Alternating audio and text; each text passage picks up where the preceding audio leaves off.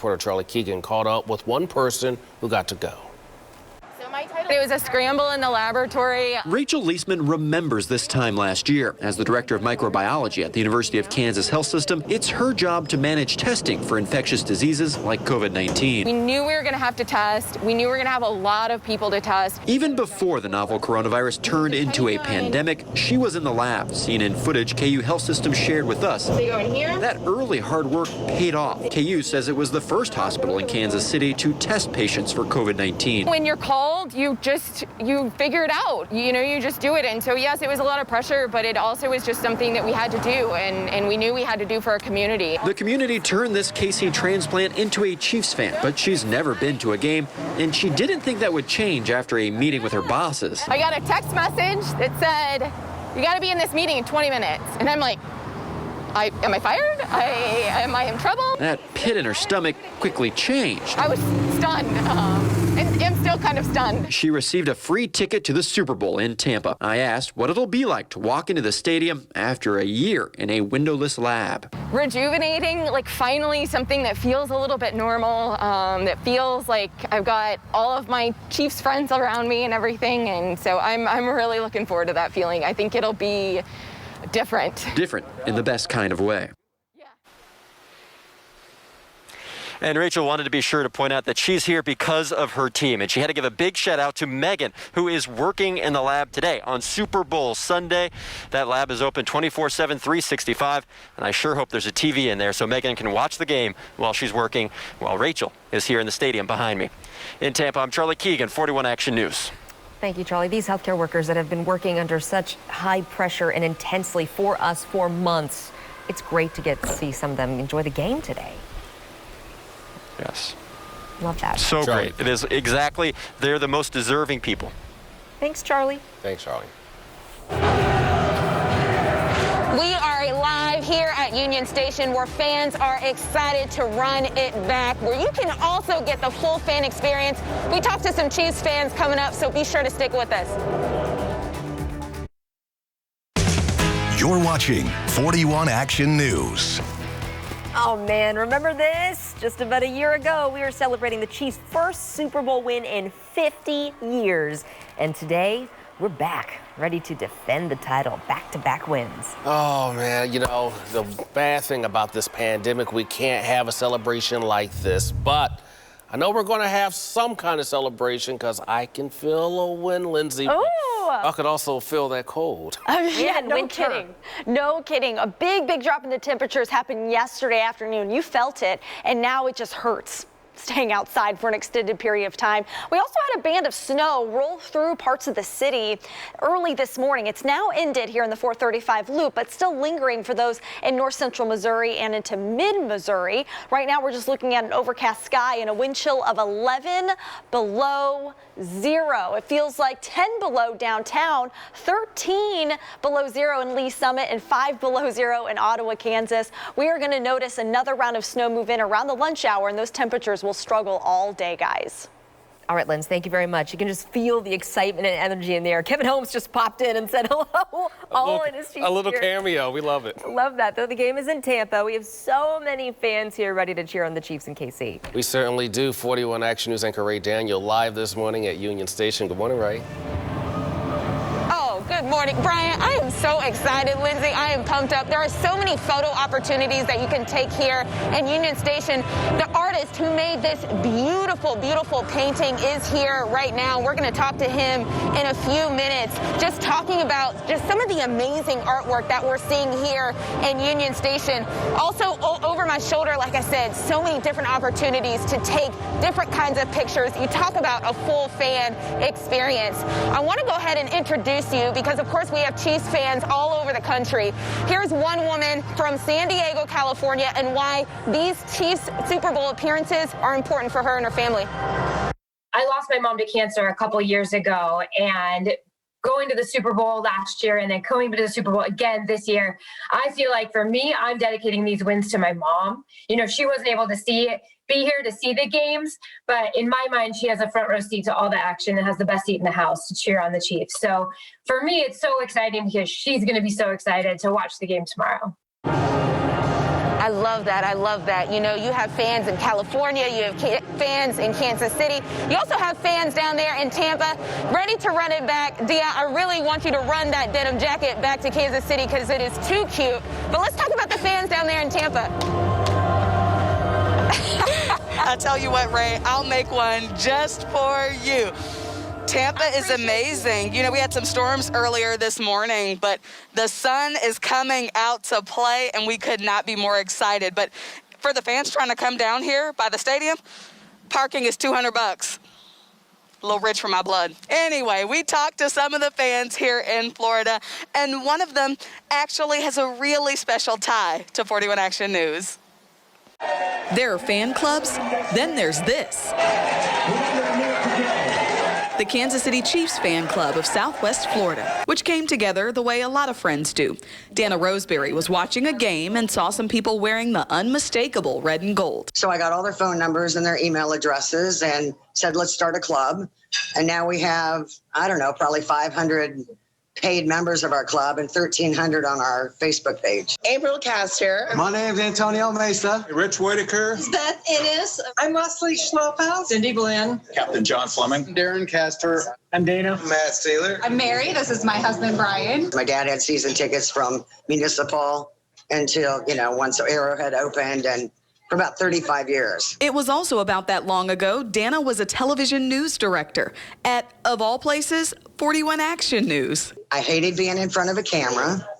I wanted to be a director, so I went to Pittsburgh, Kansas, got 10 months of directing experience there, and got hired at KSHB as a producer-director. How random is it that I reach out to you on your Facebook fan page and I say, hi, I'm from KSHB? I know, that was pretty exciting. That was pretty neat. Her memories are pretty incredible, like meeting Chiefs Hall of Fame defensive lineman Bobby Bell in the same halls I work in every day. It was so much fun working there. I really, really enjoyed it. Now she's directing this crew of die-hard Chiefs fans who are ready to take Tampa by storm. I have made some lifelong friends in this club, and we have just had such a good time together. To give you a sense of how long Dana and her family have been Chiefs fans, Arrowhead opened in the 70s, guys, so it's been a minute. Her family's been a fan almost as long as Lindsay Shively's. Yeah, I was just going to say, Chiefs Kingdom spans the globe, we know, but it's also a small, tight-knit community. That's pretty awesome. Small world for sure. That's amazing. I love it. Thank you, Dee. I love seeing the palm trees because it doesn't feel like that here. We are living vicariously through all of you. Love it. Enjoy it, Dia, because it won't last for long when you come back here.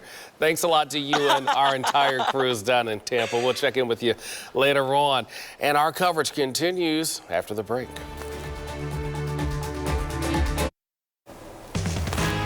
41 Action News is your home of the Chiefs. A lot of Chiefs fans in the Tampa area will be at a watch party inside a soccer stadium tonight. Yeah, a soccer stadium. 41 Action News reporter Charlie Keegan got a taste of the event last night. Keyword there joins us with what fans can expect tonight. Why a soccer stadium, Charlie? What's going on?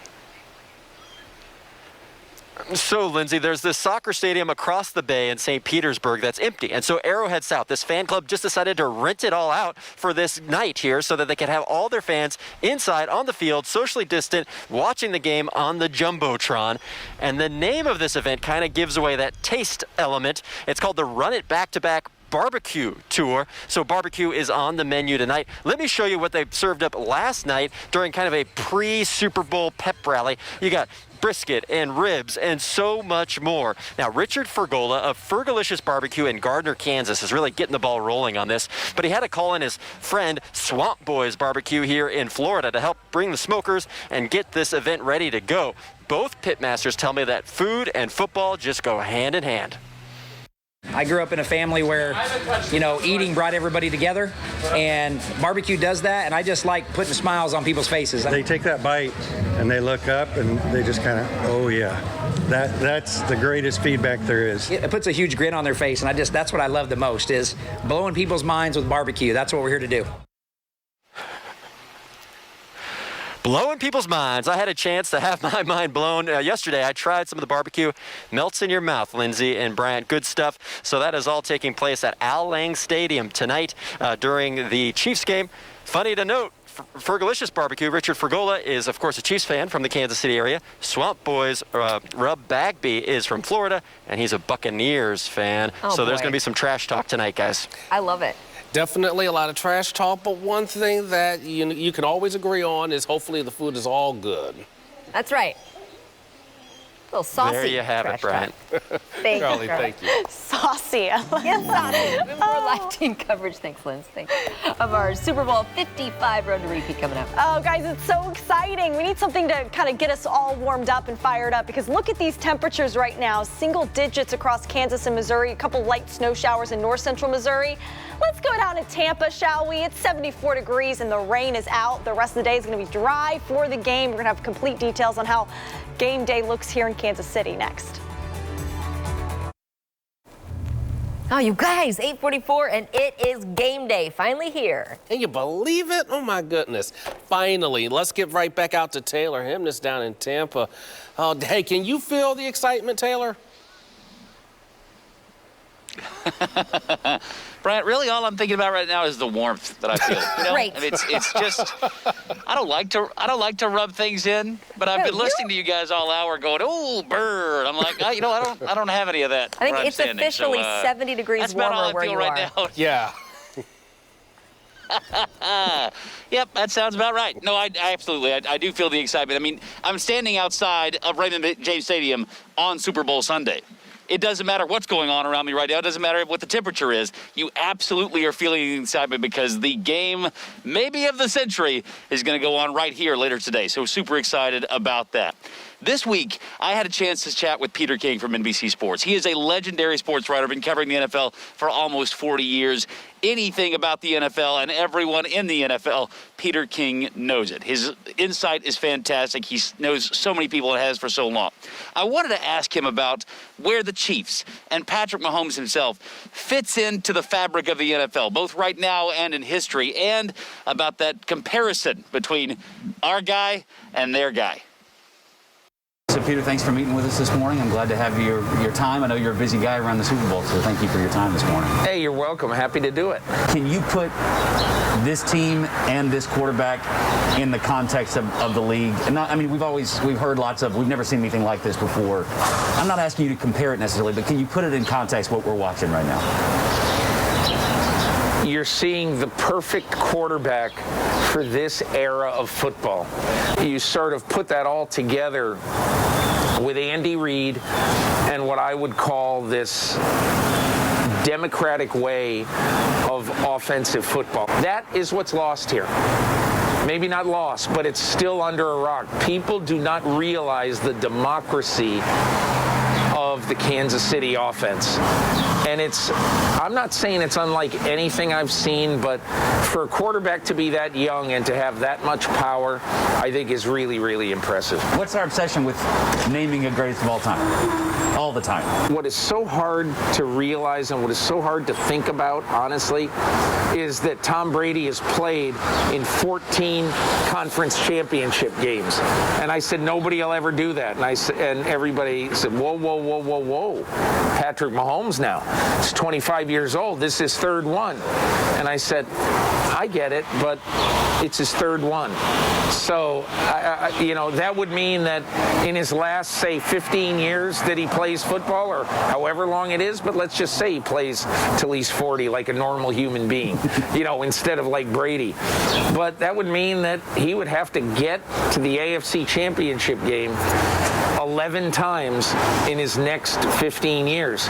He might. If I were to put the over-under on Super Bowls for him, championships for him at 4.5, you taking the over or the under? I'd probably take the under. It's such a violent game that I don't know where the future is. But if you gave me 4.5, I would take the under and not be surprised at the over. I'm 63 years old, and I wouldn't mind for the rest of my life, whenever I stop doing this, just sitting there watching Mahomes every Sunday and just sitting there and appreciating it. Have you put your prediction out yet, or do you have your? I picked the Bucks because I picked the Bucks in my preseason pick. I picked them to beat Baltimore 30-25.